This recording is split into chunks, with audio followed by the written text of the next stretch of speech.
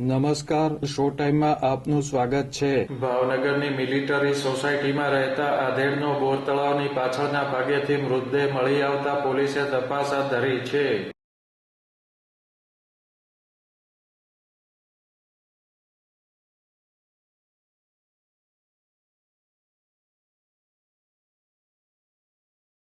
ભાવનગરની military society વિસ્તારમાં રહેતા કિશોરસિંહ સજુભા ઝાલા નામના આધેડનો મૃતદેહ આજે બોર તળાવની પાછળના ભાગે આવેલ જગ્યામાંથી મળી આવ્યો હતો.